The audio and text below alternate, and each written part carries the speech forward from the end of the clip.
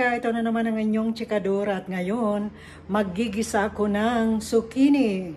Ang zucchini ay mula sa grupo ng mga kalabasa, squash. Ito naman ay green squash. Ang ating squash ay yellow, kalabasang dilaw. Ito naman ay green squash. Ngayon ay meron ako ditong nalibre mula sa church dahil meron kaming kasamahan sa church na may mga tanim na zucchini at kapag sila ay nag-harvest, they bring some to the church and share with friends. So, syempre, meron akong share. At ngayon, ako ay magigisa nito. Ipapakita ko sa inyo kung paano igisa ang zucchini. Now, I have cleaned and cut the zucchini. And then, we have garlic, onions, bell pepper, tomatoes. Yan po ang gamit natin sa paggigisa. At syempre, meron tayo ditong cooking oil, soy sauce, at syempre, we have salt and pepper. So, igigisa ko po yan dito sa kawali. Ito, madaling gawin. Ayan, mabilis lang pong maluto ang kawali at ilalagay natin ang garlic. Ayan, ilagay muna natin ang garlic. Ayan. Gisa, gisa, gisa. Ayan. Gigisa natin ang garlic. Then we put onions here.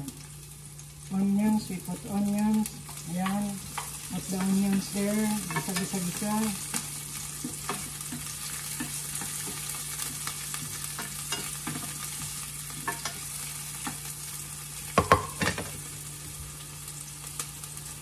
Ayan, mainit na ang ating kawali at nilagay ko na ang onions.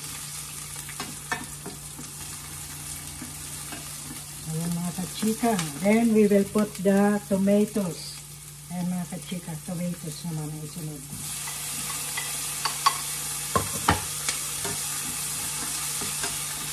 At igisa-gisa natin. Ayan mga kachika.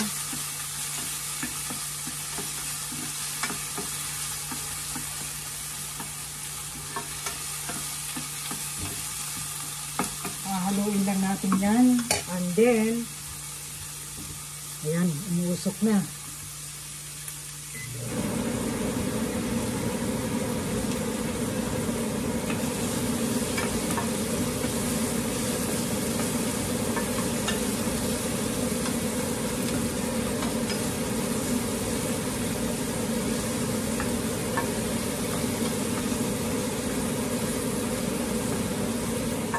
Now, we will put our zucchini here. Ayan, ilalagay na natin yan.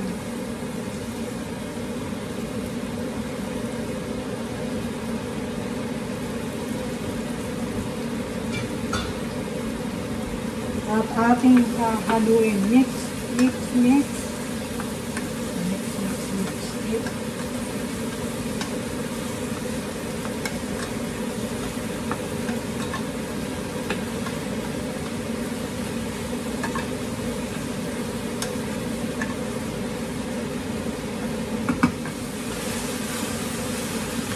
Lalagyan po natin ng soy sauce. Ito, lalagyan natin ng soy sauce. Ayan, at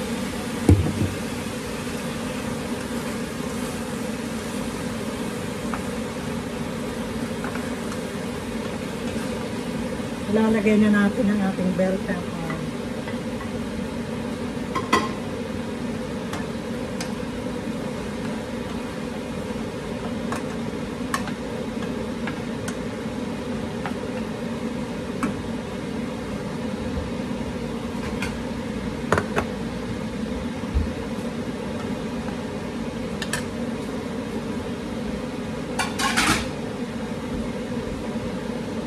Natin sandali. Ngayon ay lalagyan natin ng konting salt. Lagyan natin ng pepper. Ayan, meron na tayong ginisang zucchini. Ayan, mga kachika, luto na ang ating ginisang zucchini. Ayan po. Napakadaling gawin. Masarap. Ayan, luto na po ang ating ginisang zucchini. Andito na po ang ating ginisang zucchini. Luto na po. Masarap at masustansya ito. Baka gusto nyong tikman, halika na at bibigyan kita nito.